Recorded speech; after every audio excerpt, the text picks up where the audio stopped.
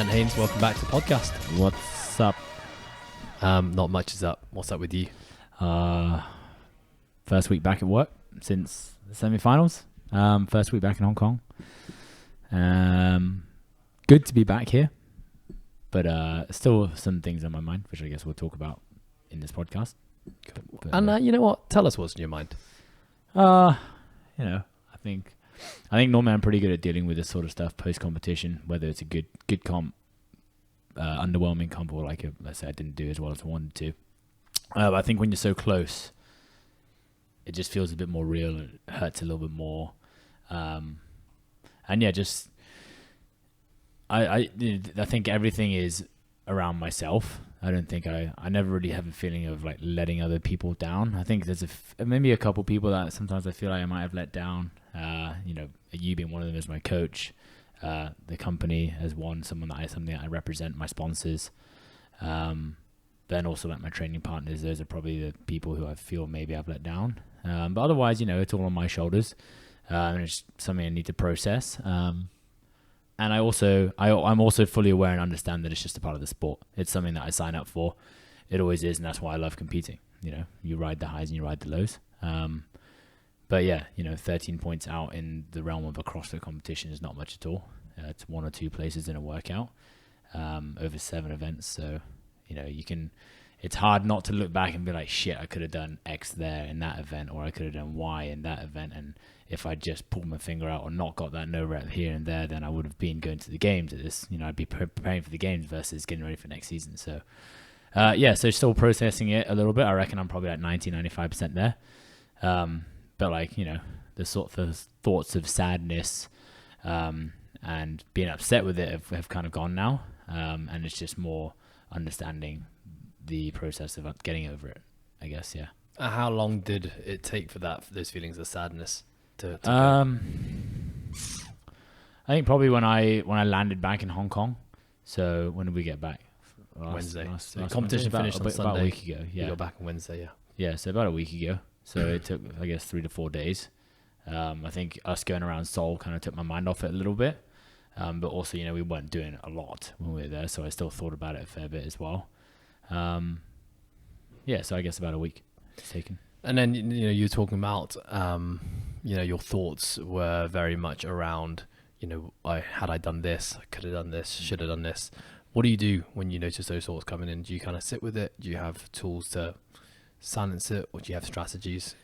Cause I was just going to say, because I imagine that's something that happens a lot in sport. Yeah. After every big competition, it could potentially be after every single training session. We have these thoughts around what we could have done better. Yeah. So yeah, how have you I processed that?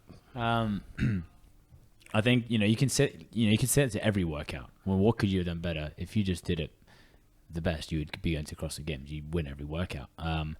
And I think when I struggle sometimes with, damn, I wish I didn't get that one no rep on the ring dip, which then made me drop down from the rings, do another muscle up, and then do a ring dip, which is 15 seconds gone, which could have been 2 to 3 burpee box jump overs, which would have put me in a qualifying place. Mm-hmm.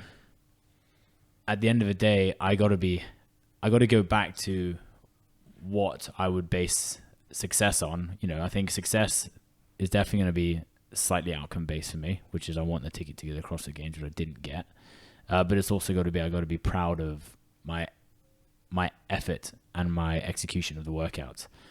There's a bit of a slip up in execution in that workout, for example, but my effort and my attitude in the workout was good. I could have come down from the rings and thrown my arms and got upset about it, and then lost another 5 reps there, and then not got the muscle up at all. But I was pretty proud of almost everything that I did. I don't think there's any workout where I really look back with regret on. That was in my control. I go back to that, and I guess I go back to what dictates success for me, which is, like I said, slightly outcome based, but more process based. Am I doing the most that I can possibly control to give me the best result possible? And if that lands me in first, lands me in first. That lands me in last place, lands me in last place. That's just the harshness, but also the beauty of a leaderboard. So you can't base yourself on other people. You have to keep yourself in your own lane and just control what you can. I know it sounds very cliche and all the shit that everyone says, but it is. As soon as you get caught up in other people's race, and other people's feeling in the leaderboard, then you're going to get pulled out of your own thing, and you're going to get pulled out of the present moment of what you're doing. And it makes it so much harder to then execute the next workout. It might work for 1 or 2 workouts, but when you got 7, it's a long weekend. It's very hard to do that. So yeah, going back to, I guess, what dictates success for me at the end of the weekend. Yeah, I think that is a very natural thing for us to do. You know, when we meet an obstacle, or you know, whatever we define as a failure, or falling short of a goal, we play this game of looking through hindsight and what we could have done better. And I think kind of putting myself in the role as your coach in a weekend like that, and in the aftermath of that weekend, because I guess a lot of people have asked me, like, how is he doing? What are you doing to help? And for me, it was actually just kind of giving you space to process it, because I knew you'd be processing a lot of things anyway. But I think you have a very good ability. You have a great ability to sit and digest and sit with it for as long as you need to, but then as quick as you can, move on to, okay, well, what's next? And I think that transition period into moving into what's next, there is a part which has to be, okay, well, what can I learn from this? Okay, so I got a costly no rep, which, you know, the victim would say that cost me the games, it was unfair, and I'm now having to prepare for next season rather than preparing for the CrossFit Games. Or the other attitude or the mindset is, okay, well, what can I have learned from that?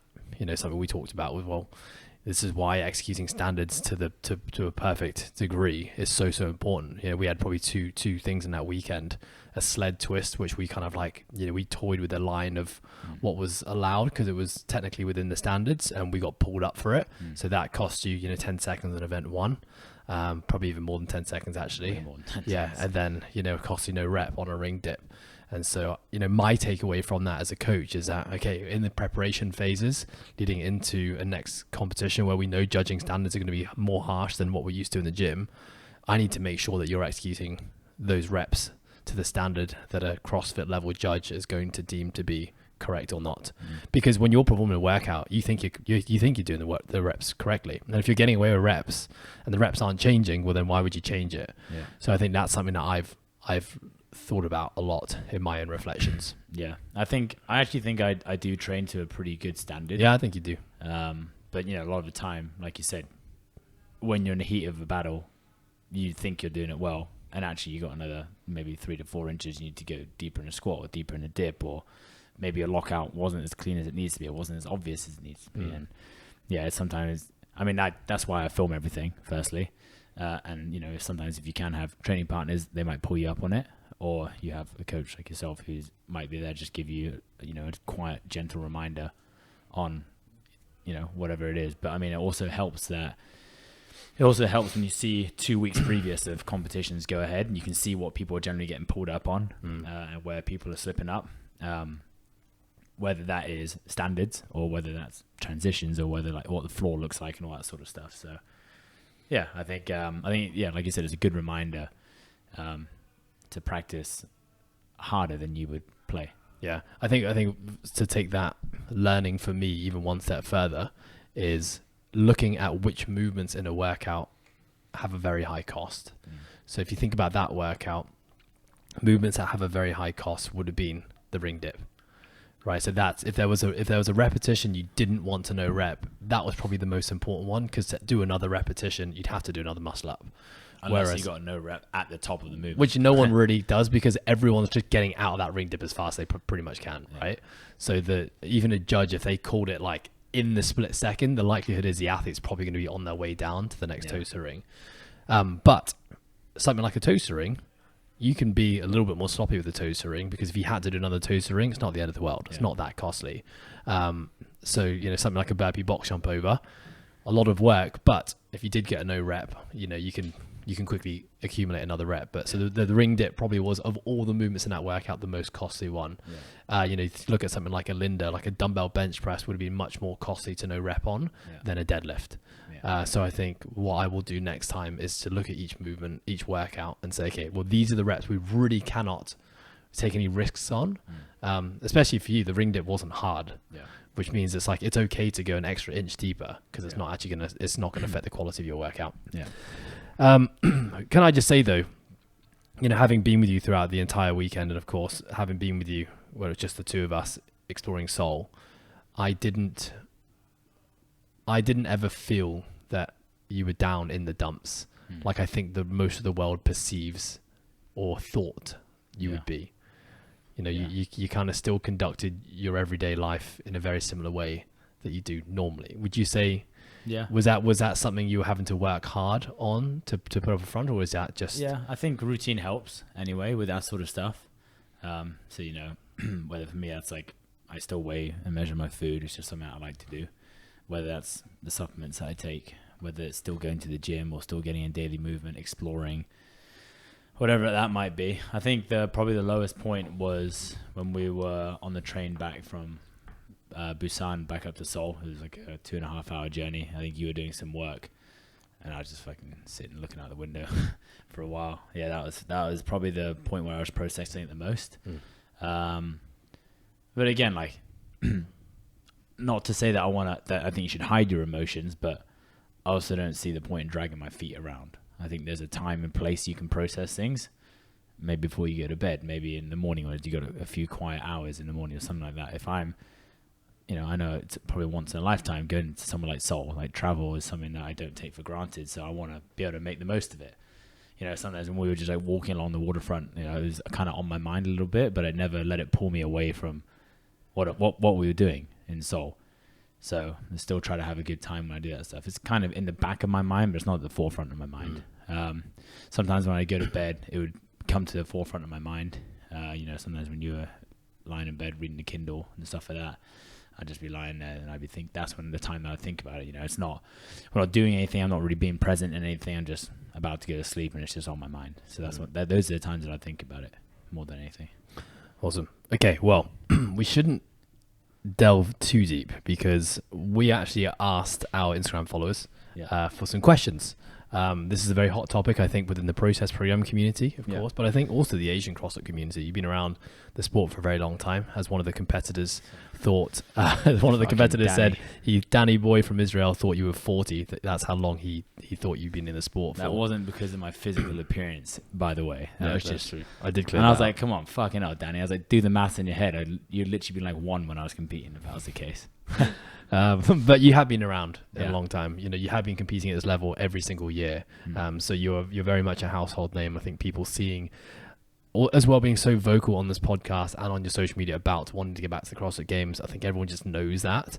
And people believe it probably a lot more than when other people say it. And seeing you get so close. So for those who don't know what we're talking about, top 2 in Asia go to CrossFit Games, and you finish 3rd, 13 points out from 2nd place.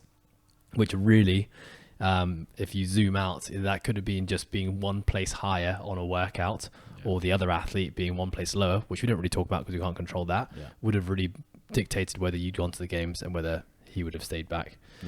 So that's the realization. That's the reality of what's happened. Now, we have some fantastic questions.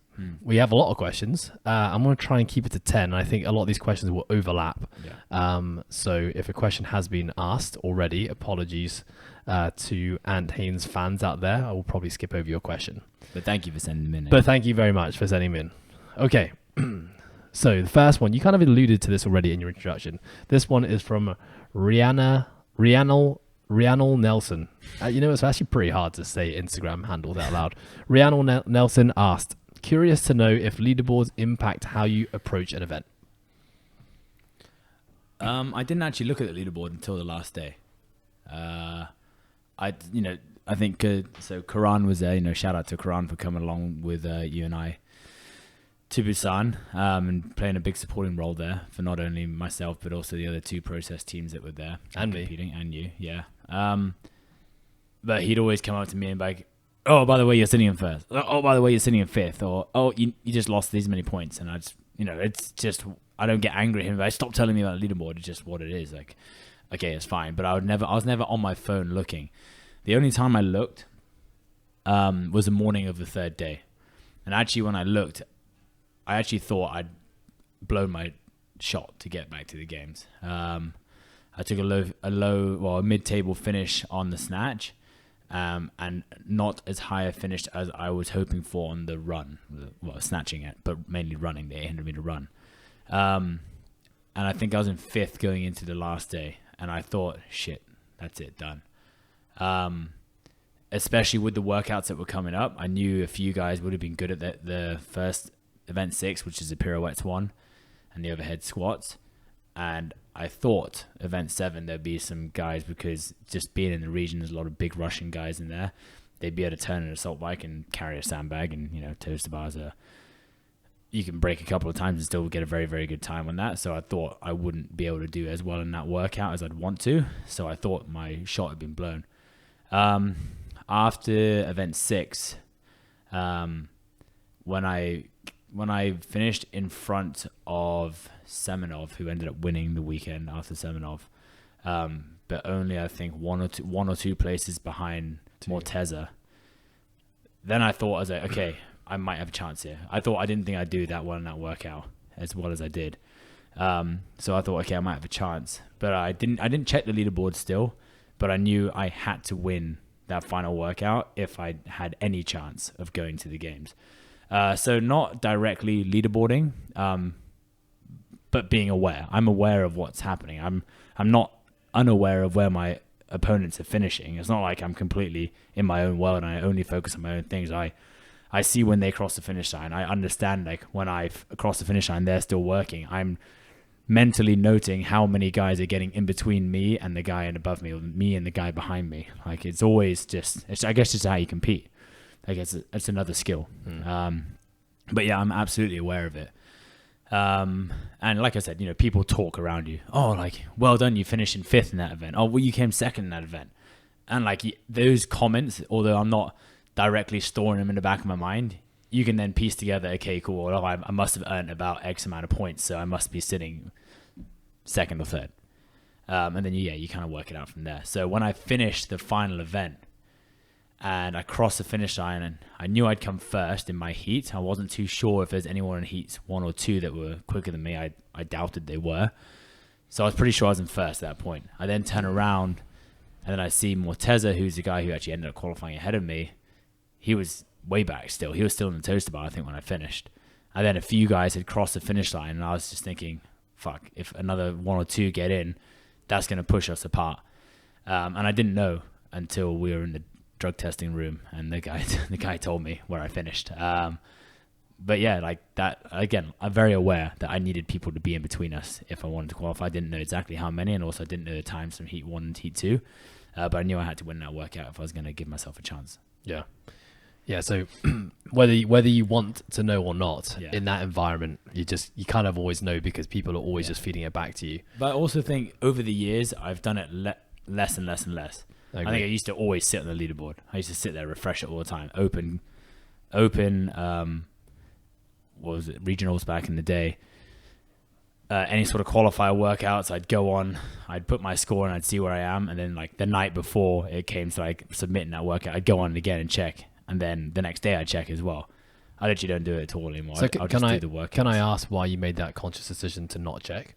I don't know if it's a conscious decision. I just don't care as much anymore. I don't not care about my performance, but I'm getting better at being okay with the effort that I put out. And that's something like, you know, I've talked to you a lot in the past. I'll do a work and I'll be like, fuck, I could have done so much more. Or I should have done better. I should have done this better. Like, I find myself saying that a lot less now. I feel like my executions are better. You know, sometimes absolutely I send it and get it completely wrong. But I can see that quite quick, and I can reflect on that quite quick, and then make the necessary changes if I need to. I think a lot of the time now I just do a workout and I go, okay, I don't think I could have done much more on that. It just leaves me where I am. Especially in a qualifier workout, I place a lot less importance on that. I think probably in the past I would have tied a lot of self-worth to where I am on a leaderboard, even if it's just a name online in the online space somewhere. And I think the world did as well. And I think the way that the sport has evolved, it places a lot less importance on that until you get to this stage in the semi-finals. No one really cares if you finish in the quarters. No one really cares if you finish in the open, as long as you do enough to get through. I think people who are in this space long enough, who are important enough in this space, understand that you don't need to be ready until you get to semi-finals level. You should be good enough to get through the open and the quarters. And that's the way I see it as well. And that, I guess that helps the guys who are pushing for semis in the games takes a bit of pressure off for the opens and quarters. Of course, sponsors still want to see a number one next to your name, and of course they want to see you on the podium, whatever it might be. But that's the nature of the sport now, I think. Yeah, I think going back to the question, which is a really good question. I think at this level, especially in Asia, we knew before the competition started that it was going to be very close. There was really no one. We didn't have a Krenikov like we had last year. So Krenikov, who's now competing in the US, pretty much we went into last year knowing that he's probably going to wipe the floor with most workouts and pretty almost guaranteed lock his place in. And I think when you're a Krenikov in a competition like this, where there is a pretty significant gap in your ability level between you and the rest of the competitors, I think that's where the leaderboard, you can have it a little bit more at the forefront of your mind. You can be thinking, okay, well, I only need to do this to win or to come second. Therefore, I can take my foot off the gas a little bit and not maybe completely exhaust myself in every single workout. But the reality of what we had this weekend was that you literally had to fight for every single workout, and it had to be 100, 110%. And I think if you're an athlete coming into these workouts and you're conscious of the leaderboard and you're placing or who you need to beat or who you need to stay ahead of or who you need to put in between you, it's just more noise when you're on the floor that's going to take away from your ability to actually execute. I think it takes a very seasoned, very experienced competitor to be able to be conscious of all those things and still execute at 100%, which I think Matt Fraser executed and did it very well. He would always be kind of on the floor being aware of his surroundings, but would still execute to the best of his ability. I think most people, when they're thinking about one, they can't do the other. So yeah, I think just some context for this weekend. It was like you knew if you wanted to go that you were going to have to do your absolute best in terms of effort, but also in terms of execution if you wanted to go and take one of those two top spots. Yeah. Okay, great question. Question 2. Explain in detail what will you focus on to work on your weaknesses. This is from Andy.Bratz. Ideally, Andy. No longer Ideally Andy. Oh, right. Formerly known as. Yeah. I think I'm back training. I'm not training seriously. Let's say there's intent behind what I do, but I'm not burying myself in a workout just yet. Definitely just listening to my body. If something doesn't feel great, I'll just change it up right now. Whereas 6 weeks prior, it's like you got to fucking hit a heavy snatch. You have to do a snatch session today, even if your elbows hurt or your knees hurt a little bit. And that's just the nature of competing again. I think still my weakness, which has always been my weakness, is still top end strength, and then absolute strength, and then my top end numbers for my Olympic lifting. So I think working with you, we've already built the next elite block, which will basically be the start of my training back for next season. There's gonna be a lot more exposure to Olympic lifting in there. I actually think I made some progress on my Olympic lifting, firstly, from last year. Last year, my Olympic lifting showing in the semi-finals was a complete shit show. And that really screwed me up in my rankings last year on the leaderboard. But I think relatively speaking, I was quite happy with how I executed them, and I actually think I had more in the tank. That was maybe a little bit of regret. I could have put a bit more weight on the bar, but if I also missed it, then it's a double-edged sword sort of thing. So no, I was happy with how I did, and I think something like an overhead squat for 20 reps. Normally, I remember I said to you, I looked at it, I was like, fuck, that's gonna be really hard for me. I don't know if I can do 20 overhead squats unbroken, and I did it not unbroken in my first run through. And then I saw them do it as 10 and 10, and I thought that'd actually be even harder, because normally when I try lift under fatigue, I'm turned into a sack of shit. But I was actually really happy with how I executed that on the day, and in my training. I felt pretty good with that. Even things like the 8 touch and go snatch. I know a lot of quarterfinals last year I couldn't do, and the year before that there was 185 snatch, and I was crap at that. I was basically going like full squat snatches straight away. So to even hit 8 touch and go power snatches for me was already a win, and they felt solid. So you just got to basically keep building on my Olympic lifting. That for me comes down to absolute strength in the front squat, back squat. Those two predominantly. I guess also overhead squat somewhat. I still got to get better positions overhead. Still just got to basically break down the movements. So I'm going to be doing like a ton of pulls off the floor. I'm going to be doing ton of work just being consistent in my power position. It's something that we need to work on. I think my positions in my snatch have actually gotten better. I think relative to the two lifts, the clean and jerk and the snatch, my snatch has improved more in the last year. My clean and jerk, not so much. So yeah, I think I'll probably need to put a little bit more work towards my clean and jerk anyway. But I think if you improve your clean and jerk, I think your snatch would go up anyway, relatively. So yeah, that's how I do it. To answer the question, break down the movements, start basically from scratch. So I'll be going through things like, push presses, pause work in the overhead work. I'll be going through pause work, pulling from the floor, pause work in the squats and the clean, the receiving position, and do the same, I guess, in the snatch. Yeah. I think some context here is that kind of after the quarterfinals, where we had the heavy clean and jerk workout, that was kind of like, as you know, it goes way before this. We kind of had a conversation, right, where we said, okay, we've been playing around the last couple of years with keeping a full grip on the bar for cleans or releasing the grip. We know the pros and cons of both. We made a start to get rid of a hook grip, but then we actually went back to using a hook grip. Yeah. And I think we kind of made a call as the competitive season started, which was like, okay, if we change this up completely now, that could potentially hamper you in the competition. So maybe we just stick with what we have right now, execute the best we can if heavy clean and jerk snatch workouts come up, but then next year we can really start. And I basically kind of gave that choice to you. I said, what do you want to do? Here are two options. And you said, right, let's actually stick with what we got right now, get as much progress out of it as possible. And then maybe next year we look to rechange it. So we've had those discussions a lot. And like you said, we know exactly what it is that we need to work on, especially with the clean. All right, we started talking about that and doing some drills before the quarterfinals, before the semi-finals, really working on getting back to the power position and maintaining a knee bend in the second and third pull so we can get more drive. So now we've got a nice big stretch ahead of us. It'd be cool to see how much progress we can make.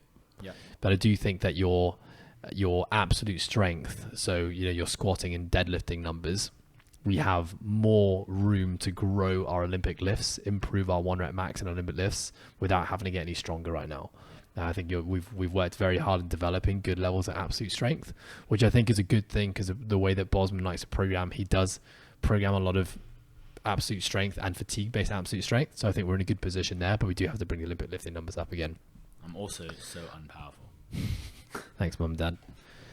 Okay, next question. This one is from Kaz Balbaki, who you were coaching at last year's semi-finals as a part of Team Alive. Her question was, how did this year's experience compare to last year?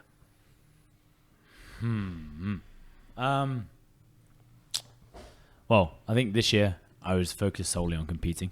Last year I had quite a turbulent run-in, I guess, to semi-finals. I was coaching Lee Coates in Dubai with me, who is a Masters 55 athlete. So I basically had full reins over her, and I was living with her as well, pretty much at the time. So I had a lot of responsibility. I felt a lot of responsibility on my shoulders for that, which I don't regret at all. By the way, like when I say this stuff, it's just different to this year. And she did amazing, and I think she did an amazing job, and I think I gave her a lot of time and energy as well through that. Similarly, I also was coaching Team Eliath, who was a team out of CrossFit Eliath in Dubai. So they had Mahmoud, Alex, Rachel, and Kaz on the team. They 4 great individuals, got on really well with all of them. But I think as a team, they were almost like a bunch of misfits. They weren't really sure if that's what they wanted to do at the beginning. There was a bit of umming and ahhing about it. They weren't sure who the team was going to be. And I basically took the role on my shoulders to be the glue between the 4 of them. They got better as we went on, for sure, and they took a lot of ownership and responsibility on their shoulders, which was great. But, of course, when you're a part of someone's journey, you feel responsible somewhat. So when I was at the semi-finals, I think Lee was okay. She was back in Dubai with Jake, who's Kaz's boyfriend, actually, who, Jake took care of her and took her through the semi-finals process, which was amazing. But then I still had to look after the guys in Busan. So yeah, that of course takes up energy. It takes up time. It's a commitment. And it doesn't allow you to 100% unless you have an amazing ability to switch out of that and switch back into your own. I think I don't think it's possible, honestly. So that was hard. It takes up, like I said, time and energy. So yeah, this year I didn't have any of that. Of course, I'm still coaching Lee. But I know she's in a much more comfortable position because she's in Hong Kong now versus being in Dubai away from her family. So she has the support of Mike and the girls when they're here, her daughters.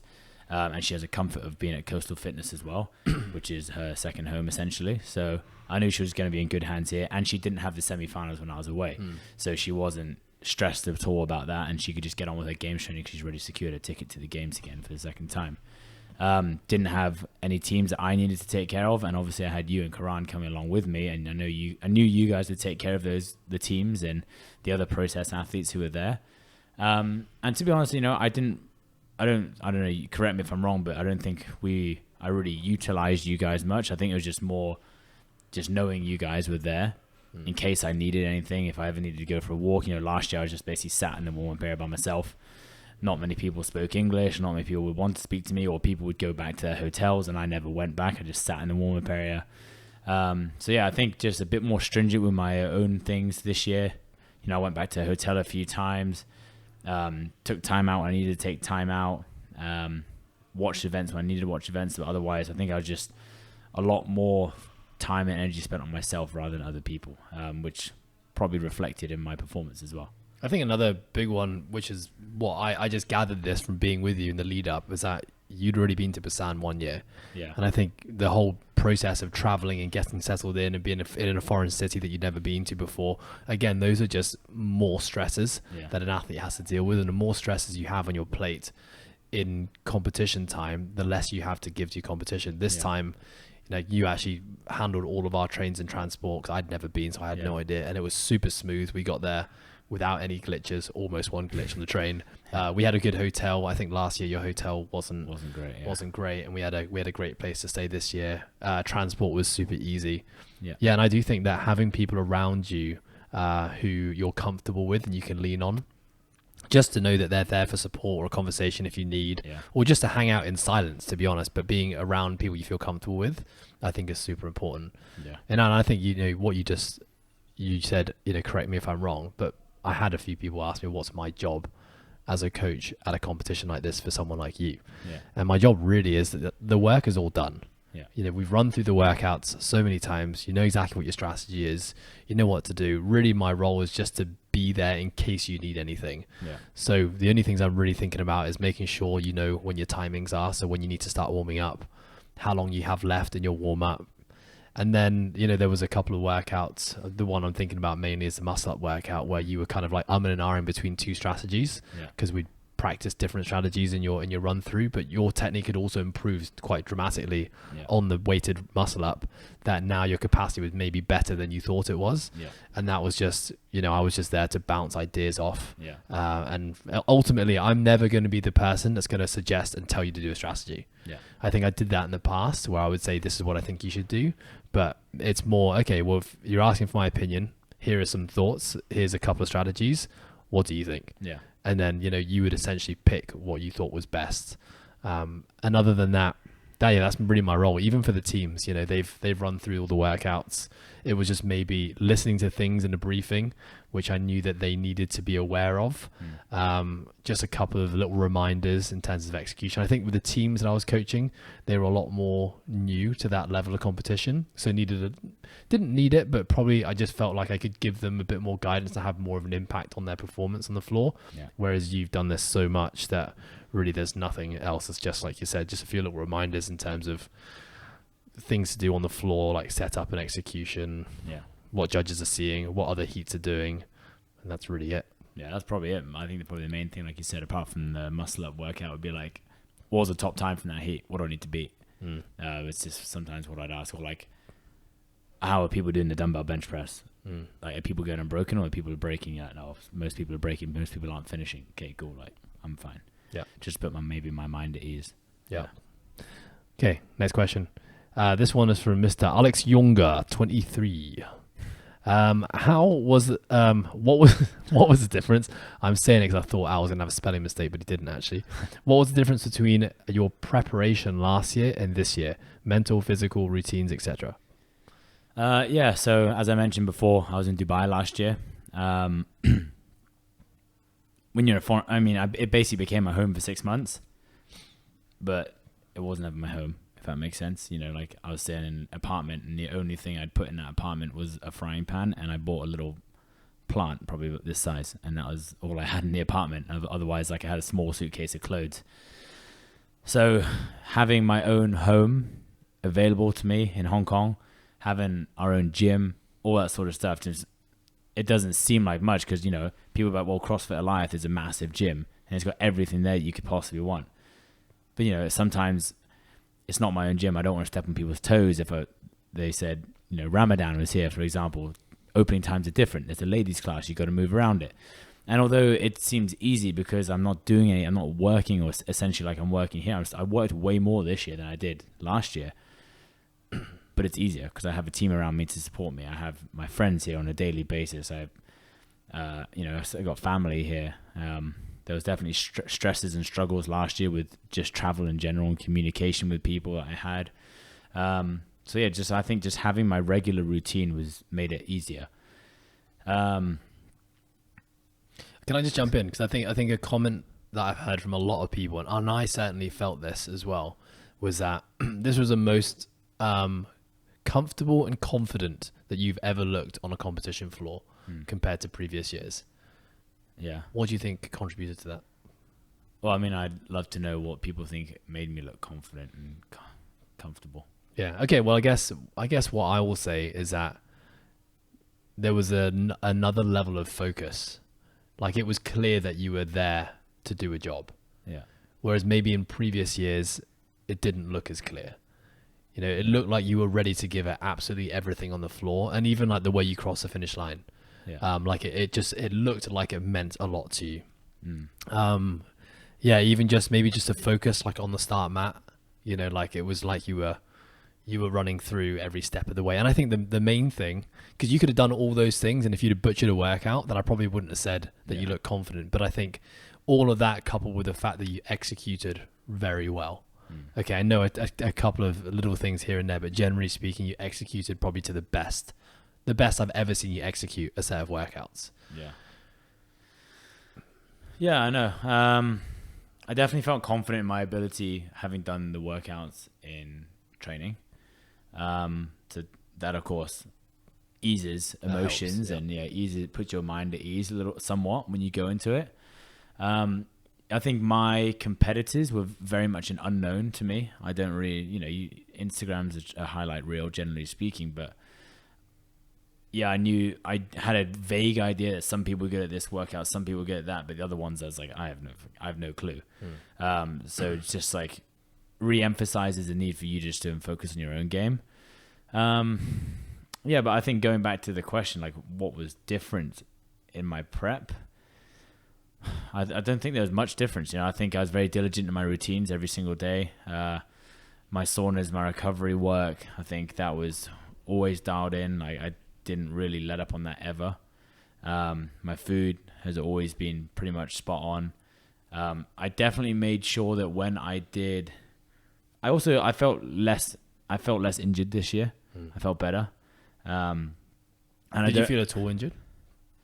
Oh, I had like a couple of days like in the lead ups where I had like sore knees and sore wrists and stuff like that. But generally okay. I remember last year, like my right shoulder just wasn't even working at all. I don't know what was happening there. But no, I think this year, I think my body felt good. I felt at ease in my training, but I felt like I could produce a lot of intensity in my training sessions, in my simulations, which I sometimes struggle to do. I think I had like one bad training session in here where I think you saw it and you're like, what the fuck was that? And I was like, oh, normally I'd like, probably spit my dummy and kick the barbell and, just do something silly that I just bet that was dumb. But that one I just managed to okay, that was so shit. Just cross the line, sack that off. Don't even like worry about that right now. Just move on to the next workout. Yeah, that's an anomaly. Yeah. And I think normally I dwell on that and be like, oh, like my shoulder was hurting, my knee felt like shit doing that. Like, why can't I do this movement? Like, I'm just not getting better at it. So I think that was probably the one blip I had in the entire process leading up to it, to be honest. So something that jumps to mind, because I know that we've actually talked about this on the podcast, not so much last year, but the year before, was training environment. Yeah. And feeling like you would have to, you sometimes be dragging your feet for your PM sessions. Yeah. Because it used to be where you would go to your PM sessions and you'd pretty much be the only person training. Yeah. And something that you've changed this year is that you have a pretty good training squad. Yeah. Not necessarily athletes at your level who are also striving for the semi-finals, but a decent enough group of athletes who are hungry to get better. You actually had a lot of them join in your preparation. What Adele has been, I think, pretty awesome at jumping in with your prep sessions. So would you say that's had an impact? Yeah, I definitely think so. I think they probably deserve a shout out. I think, I got Karan, I got Skulk, David Hughes jumps in a lot. Johnny So when he's been here, if he's not been a family man around the world somewhere. Ali Khan jumped in a few times. And absolutely, like, Adele has given up a lot of her time and effort. And so, like, just say thank you to those guys. But like you said, it's not necessarily how good they are. Like, a lot of the workouts were scaled or changed from what I was doing. But it's just the fact that people are willing to show up. People are willing to put in the hard work. People have the correct attitude to do it, and they do it with a smile on their face. It's not begrudgingly done. It's not like, oh, for fuck's sake, he's going to bury me again.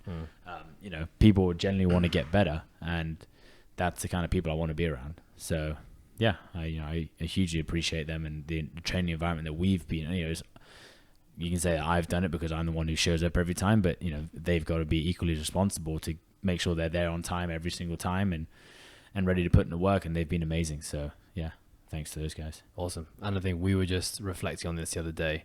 We really want to build on that training squad. Yeah. So if you're listening to this and you're around the world or you're in Asia and you want to be a part of a group of people who are striving, to improve themselves at this sport, maybe you're a quarterfinal, semi-final level athlete and you're looking to be in that environment, we welcome you here at Coastal. If you want to make this your home and relocate for a certain time of the year, like, we would absolutely love to have you guys here. That's something we want to start to do more of, to build our on-site training crew.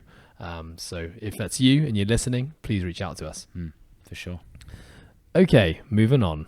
This is a great question from at frog_grips. Good grips, by the way. I still use my frog grips every day. What keeps the fire burning to compete after all these years? Yeah, I think it goes back to the guy who asked me if I was 40 years old. I think when I look at the guys who I was competing with this year, I think Ram Dover, the guy from Israel, was the only other guy who was at my very first regionals that I went to. He's been around for a long time. Yeah, so apart from that, I think a lot of people come and go. And a lot of people who are kind of still there and not really that serious about it. They're just kind of like just being a part of the community, I guess, and doing it for their gyms and whatnot. I don't know if they actually want to qualify for the CrossFit Games. But I don't know. I think the end goal is still the same. It's to qualify for the CrossFit Games. I had a fucking amazing time when I was at the CrossFit Games. I had so much fun, and I feel like it was cut short just with the way the cuts were done. And I want to taste that again. I want to have that again. I love the process of training, and this like just allows it to be an end goal at the end of it, something that can happen at the end. So I'm basically like putting my love for training and the process of getting better and exposing myself to new challenges every single day. And again, like, this sounds very cliche, but a lot of people will experience one bump in the road and just turn around and go the other way.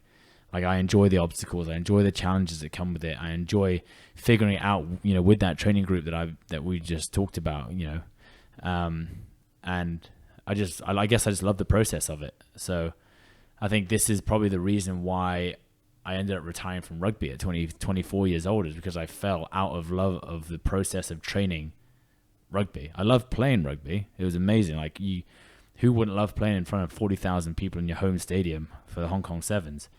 But I fell out of love for the other 11 months of the year, which would bring me to that, the pinnacle of the sport, essentially, which for us was the Hong Kong Sevens. And once you fall out of love of the process, I think that's when you just got to step away from it. And I don't feel that at all. Of course, you have bad days.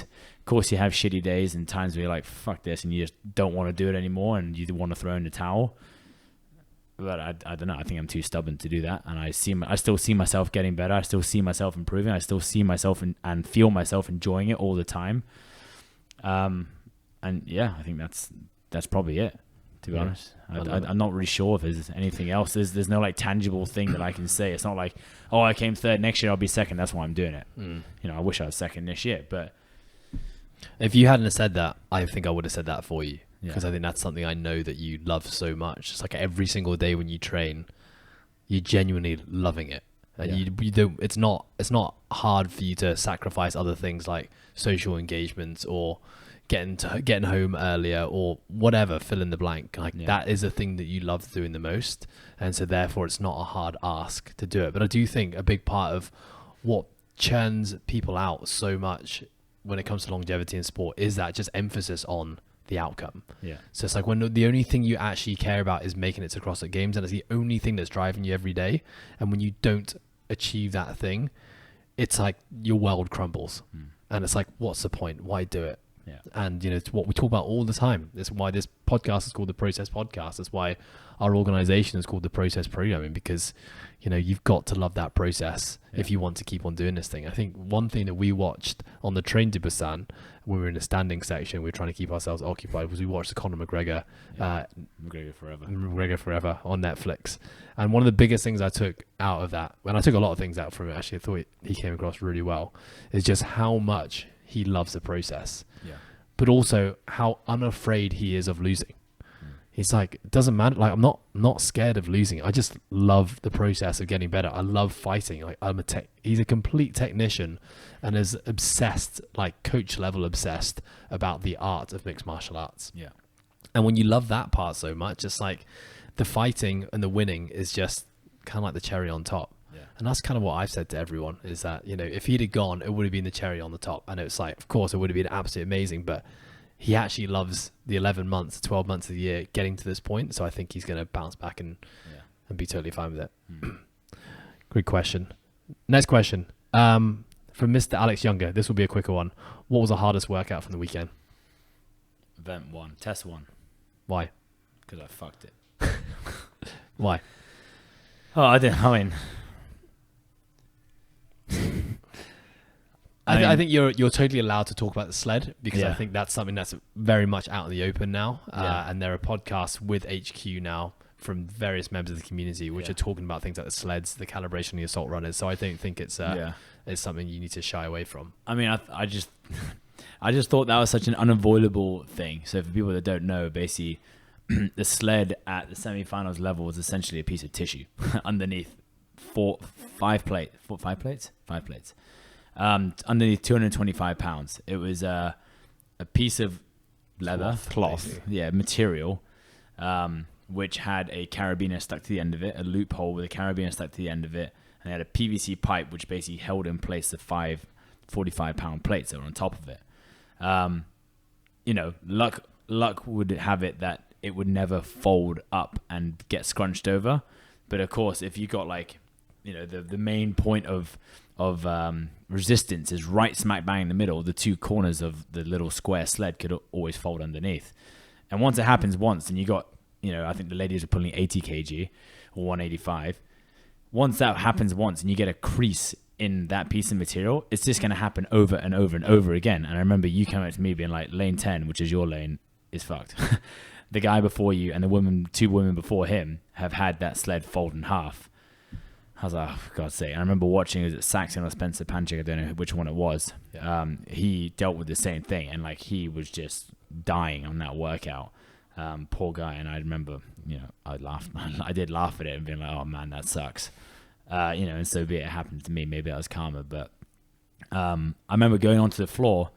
The head judge comes over to me and says, hey, by the way, if your sled folds, and I'm the only guy he says this to, he says, by the way, if your sled folds, during your 3 pulls each time, you have to fix it yourself if you want. Otherwise, you can just keep pulling it. It's totally fine. It's not going to tip, which it never tipped. He's like, you can keep pulling it if you want, but if you also want, you can run over to it and unfold it. And I said, well, can you just fucking change the sled for me? I was like, the one in the warm-up area is totally fine. Can we just get that one and change it for this one? And he kind of looked at me for like 5 or 6 seconds, and he was like, no, not doing that. And I was like, oh, I've just watched the last 4 heats. It's all folded, and like, they've had to work so much harder to even finish this workout. And I knew this workout was a good workout for me. You know, again, like I don't like to really label like this is a good workout, it's a bad workout. But I knew I could do well at this workout. So yeah, you know, very first pull, bang, it folds. I'm like, for fuck's sake. I get through the first 3 lengths of pulling without changing it because I'm just like, whatever, it's fine, I'm fresh enough. He said that he would unfold it for me if I'm on a machine and the sled's just sitting there. He would do that. So they did it when I was on the assault runner. You know, I turn the sled around, I pull it, bang, fold straight away. And like so for people who don't understand why this makes a difference, because when it folds, it doesn't allow for any slide like or a handbrake. glide. You're sticking a handbrake on the sled. Yeah, exactly. So when I pull it, it was like literally jolting along the floor. It was like jumping when I did it, which made it was horrible to pull. And then when I got to the ski, of course, it was still folded. And I asked him to unfold it, and he didn't unfold it for me. I mean, it would have only made a difference for 1 pull, but still, just a bit pissed off with that. And then I had an issue with the sled being on or off the line, which was a standard which was never briefed to the athletes. It was briefed to the judges, but never to the athletes. So that was a bit of a grey area, which sucked that it cost me that much time. You know, we appealed it at the end of it and got a minute off the time. I said, how have you given me 1 minute? You know, which is great. But I genuinely feel like I could have done that workout 3 minutes faster because I couldn't hit my run paces and I couldn't hit my ski paces because I was so fucked. You had to put into sled. Yeah, I was just dead, and I was making I've never considered walking in that workout, and I was very close to walking on that treadmill, just because I just felt like I'd just blown up. And again, my sled was moving just as fast as everyone else's, but I was, like you said, literally working twice as hard for every pull. So he gave me a 1 minute appeal and 1 minute off my time, which I think moved me up 1 place. And I said, well, why the 1 minute? I said, what's your justification for 1 minute? He said, oh, well, we looked at your pulls in round 1 and it took you 1 minute. And we looked at your pulls in round 2, it took you 1 minute, disregarding the fact that the judge told you to move it back, blah, blah, blah, blah, blah. And then we looked at your pulls in round 3 and it took you 2 minutes. So we just took the difference between the 2 rounds. And I literally looked at him like, that makes 0 sense. I was like, okay. I was like, what did you give the other people? Oh, we gave everyone 1 minute. I was like, well, that doesn't make sense. He was like, you're using me as then their determining score. That doesn't make sense. Oh, you're the most relevant person who's appealing it. Everyone else in lane 10 was basically shit. And I was just like my head was in my hands and I was looking at this guy. I was like, all right, well, at least I've got something out of this. I want to stand here and be like, this is fucking stupid. I should be getting more. And like, you're technically at fault for this because you even said just change the sled and you didn't do it. And the most frustrating thing for me out of all of that is when you and I walked into the appeal room. Juria was literally on the phone to HQ and going, yeah, we know what you're going to appeal about. We're sorting it out now. And I was just like, how did you not fucking fix this before I started the event or before this, at least before the second heat of women went? Surely you would have seen it, just fixed it. And that's what annoyed me the most. But like, I think I was very irritated and frustrated within the 3 minutes we were in that room. And then once I was out the room, I was like, fuck it, just let it go and just go back to the room, do my thing. Got an email saying it had been changed. So I went in, found out the 1 minute thing. And then I was like, whatever, just get on with it. It moved me a place up. I didn't know if that moved me from 15th to 14th or from 2nd to 1st. I didn't check the leaderboard, so I just left it. I think it moved you from 7th to 6th. Yeah.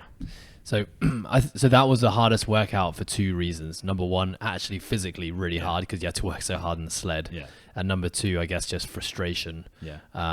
Frustrating throughout the entire workout, not just at the end result. Yeah. Yeah, just like as soon as I pulled it and watching that thing fold up, I was like, ugh. I was pretty heartbreaking for me on the side. Seeing that all happen and knowing there's just nothing you can do. But all I could say to you was just, you just got to keep on pulling the sled. Like, there's no point in wasting energy shouting at your judge right now because they're not going to do anything until the appeal process starts, which is going to be after. So, you just got to just deal with it. Because I'd seen athletes in your lane just completely crumble psychologically when they saw the sled wouldn't move.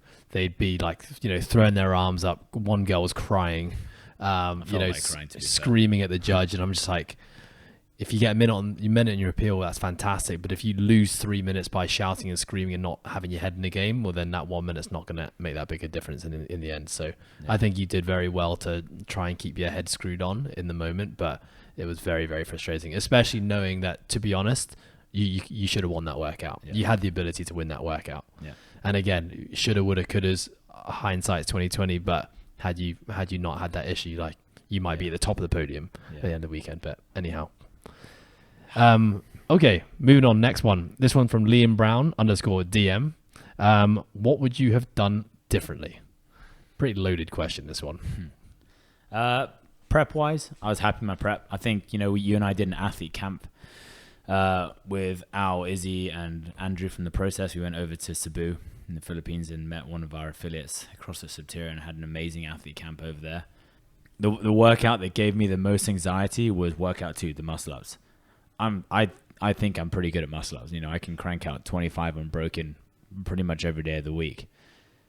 And I couldn't fucking get 2 of these complexes together. Like, the ruck was giving me a real issue.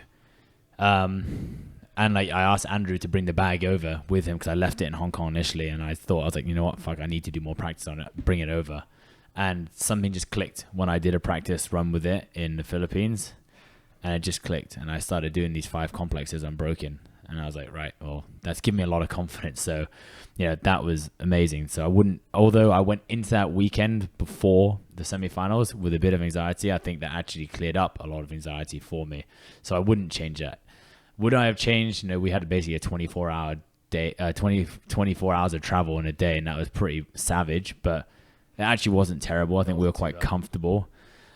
We didn't have, I think flying is the worst versus like train rides. It's okay. You're not getting like swollen ankles and all that sort of stuff, and you could get up and move if you needed to. We were actually quite comfortable throughout. The hotels are great. So my prep wise, I wouldn't change anything, I don't think. Hindsight 2020, like you said, on the workouts, yes, I wish I would have gone half an inch deeper on my ring dip and locked it out. I wish I would have got a better sled. I wish I would have got, whatever in the workouts. But I don't think I would have changed much, to be honest. I think I'm pretty happy with how it all went. Yeah, honestly, I don't think I'd change anything. Yep. I don't know. Is there anything you think I'd change, or I should have changed, or should have done differently? Now, obviously, I was also quite conscious of that athlete camp. Yeah. I even said to you, because when we initially booked that athlete camp, we had said that you wouldn't be a part of it. Yeah. So I'd basically said, okay, me and Al will run this camp, even though you've been a part of every athlete camp in the past, because I didn't really want you to have to be working the weekend before. You actually said, no, I'd actually like to be a part of the camp. And I kind of said, like, are you sure? Like, it's not going to take away from your ability to compete. So I think that was the only thing I was conscious of. But like you said, like, you got the training in. I think we're just a lot better at running camps now. We've done so many. It's our 3rd one of the year. So it's just a lot smoother, which makes it a lot less stressful. Yeah. So that definitely helps as well. But I was also conscious, like, okay, nutrition's not going to be as easy for you to nail when you're kind of at a camp and we're in a different country. And, the food in Philippines is probably, you have a little bit less choice and you're not got the normal options that you have here in Hong Kong. I didn't want to say it was shit, but I knew that was going to play a part because you're normally so dialed in and your routines are so nailed. But I just think that your mindset around it, which was like, no, like, I've done the work. I'm confident in my ability level. Like, I'm good to go. Yeah. I think that was a very different level of maturity versus you in the past, where in the past you probably, in the same situation, would have done all the work. Yeah. Didn't need to get any fitter. But the fact that you had to do that camp would have played on your mind psychologically, I think. Yeah. And then you would have started second guessing, shit, I need to do more training. I need to start squeezing in this, that, and the other. Whereas this year, I think that I think the years of experience, you were just a lot more level headed leading into the whole weekend. Like, you weren't stressing about things. You'd put in the work. You put in a lot of work over the whole year. Again, it also helps that you're healthy. It helps that you had a good training environment. It helps that you executed all your training runs well. It helps that the workouts, generally speaking, favored you in many ways. You didn't have, the muscle up proved a bit of a concern in the lead up. The overhead squats were a bit of a scare. The heavy snatch is always one that we have a bit of a question mark over, but generally speaking, like, there was a lot of workouts we had a lot of confidence in. I think that all helped. So I honestly, in terms of from my end, I'm very happy with how the prep went. I think, like you said, also because it was in the same location as last year, I basically knew where everything was. I knew I didn't want to cook my food like I did last year because that was a fucking nightmare trying to do that in Busan. So we just found a hotel which is going to provide us with food, which was great. I already knew the restaurant which I wanted to go to, which we literally ate at like 5 days in a row. Literally every day. Bloody good though. Must have funded them for the next 5 years. What are they called again? We should give them a shout out. Heck Bob. Was it Heck Bob? HECBOB. The rice bowl. Rice bowl place. Rice bowl place, yeah. They were good. Yeah, they were good. But yeah, I think that took a lot of stress off as well. And the weather was pretty damn good when we were there as well, which was always nice. Yeah, that helped. Yeah. I also just want to say that was a question also asked by at Campbell Wakely, which was what would you change about your prep? But I think we answered that already. But thanks for the question, Campbell and Liam. Next question from R. Johannesson. Did you get good sleep every night? And if not, how are you able to turn/tune it all out on the competition floor? No, didn't get good sleep, to be honest. Define bad sleep for you. I think, okay, well, 8 hours plus is amazing. I think the most I got was like 7.5, which is not bad, but it was quite intermittent and a little bit broken most nights. Our room in Busan was a bit hot actually, which is not ideal. But generally speaking, I just accept it as what it is. I don't really and ah about workouts, and like it doesn't really play on my mind too much. Like on day one, I wasn't sitting in bed going, "Oh, fucking curses to the test one judges and gods. Oh, like bad luck hit me." Like whatever, it's done. I can't do anything about it now. Just focus on the next workouts. And I don't then sit there going, "Oh, Linda, tomorrow I'm going to do this unbroken, then do, 5 and 4 and the 9s, and do it unbroken." I know what it is. I know it like the back of my hand already. I know what my warm-up's going to be. It's all done. So like there's no guessing at that point. So things don't really play on my mind like that. But, just the stress of competition is generally just not going to make me sleep as well. I can understand that. I've done it many times before. I've literally had competitions where maybe I've had like 1 hour of sleep. So I can accept that 7.5 is pretty damn good when you compare it to 1 hour that I've had in the past. Also, I think I'm good at just not... I don't think I'm a very stressful person. I think you're quite a stressful person. A stressed person, you mean? Stressed, yeah. Or you mean I make you stressed? No, as in you just see things as a bit more stressful. I've gotten better. Yeah, you've gotten better, but like I don't really... If I do get stressed, I can just I can chill out pretty quick after that as well. Unless I think that's what makes you a great athlete. I think unless someone's like really pissed me off and I want to punch him, but otherwise, yeah, it's just like, hey, to sort that shit out. Okay, is it sorted? Okay, fine, move on. Like, it's okay. Well, I think sleep's just one of those things. Like, what can you do? Yeah, you have a bad night's sleep. If you stress about it more, you're gonna compound the problem. Yeah, I don't think okay, cool. After event 3, I need to then go sit in a corner and have a nap, and that's absolutely essential. Like, if I feel tired, I'll have a nap. If I don't, then I'll just get on with it. Yeah. Yeah. I think I've personally had 2 competitions where I have not slept even a minute. One was a downtown throwdown, and the other one was... Oh, they're both downtown throwdowns. That's every year. One was because I had a stupid amount of beta-alanine and caffeine at like the last event at 6 p.m, so I didn't sleep at all. And I remember like being in the night when it's like 4 a.m. and just accepting, okay, I'm not actually going to sleep at all now. Thinking like, what am I going to do? Am I going to have to pull out? Like, I can't possibly compete with not 1 minute of sleep. And both times I actually had really good days on that competition day. And it's just, I just know that I've got that in the back of my head as a memory now, where it's like, even with no sleep, your body can still find a way to perform at a really high level. Yeah, absolutely. So therefore, like, just crack on. Yeah, I mean, Karan actually asked me today, like, oh, what should I do about my injury? Blah, blah, blah. Should I take painkillers? What should I do? And I was like, don't do any of that shit. Like any of the temporary fixed stuff, unless you're in a competition. Yeah. Like if you're in a competition and you feel tired and you need something to get you up, go have a quadruple espresso. Even if it's 7 p.m. at night, it doesn't matter. Just put your body on the line. Your body's already fucked anyway. Just do it and sacrifice it. And when you get out of competition, you face the ramifications of what you've done.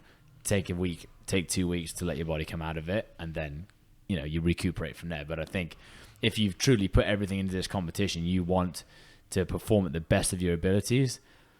Sometimes sacrificing sleep is just what you have to do. Sometimes taking that pre-workout is what you have to do. Sometimes, whatever it is just what you have to do at that time.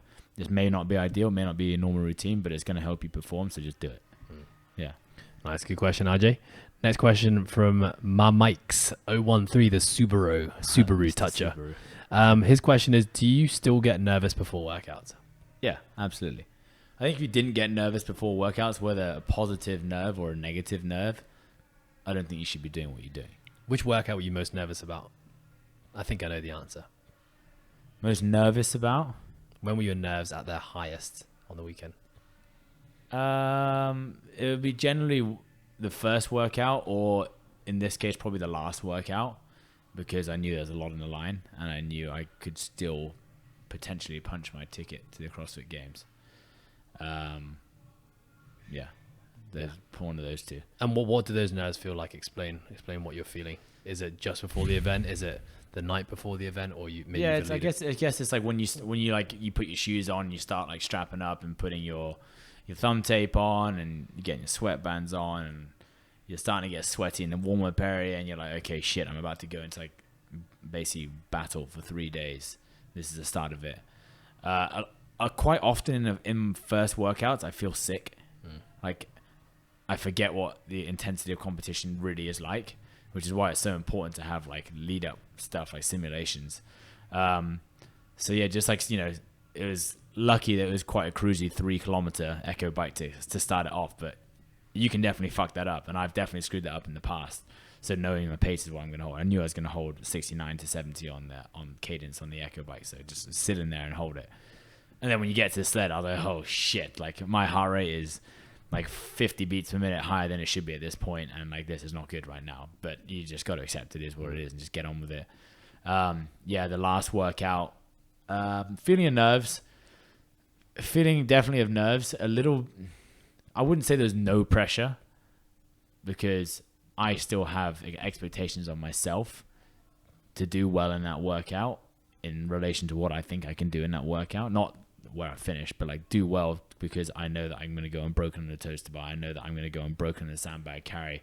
I know my transition is going to be quick. I know what pace I'm going to hold. Like, don't screw it up, basically, is what I'm saying. And I execute that well. But, the nerves are like, if you do what you do, the outcome will take care of itself. And I knew it would be like a top 3 finish in that workout relative to my competition in Asia. There was quite a lot of nerves there, because I knew what was on the line.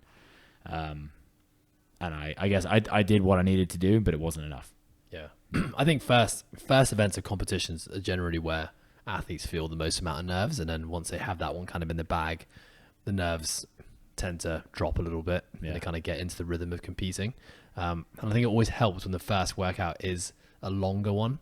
Well, for you, because you like longer ones. True. But I guess it's like, when the first workout is like a very high skill or a very high accuracy, or like a 1 rep max snatch, for example, when you know that when nerves get the better of you, when nerves are high, generally our ability to execute is a little bit off. Like heart rate's higher, palms a little bit sweatier, like focus is everywhere rather than just on the thing. So I think it generally helps having like a lower intensity, longer piece to kind of calm the nerves, I would say. Less chance to mess it up. Obviously the opportunity to mess up in a workout like that is going out too hot. Okay, moving on, almost there. Favorite and least favorite moment on the competition floor. I think we know what your least favorite moment is. We've talked about that in workout 1, unless there's another one. The least favorite part was when the judge sent me back and made me pull the fucking sled back by literally like pulling on the cloth, on the corner of the piece of the cloth. I was like, how the hell am I supposed to move 100 kg by a piece of tissue?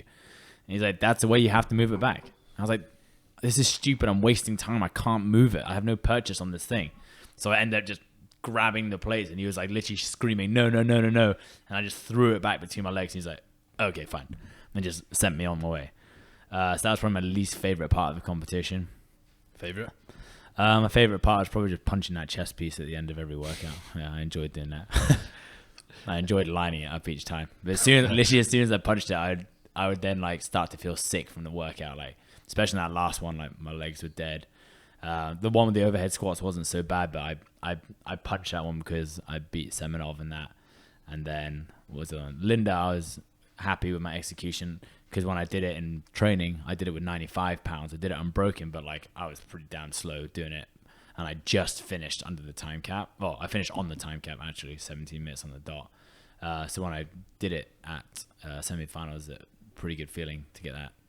So I think start day 2 well. I think just something that I always notice in previous competitions is that you don't always go better in competition than you do in training. Yeah. I think in previous years at that level of competition, you often go better in training and then you underperform in the competition.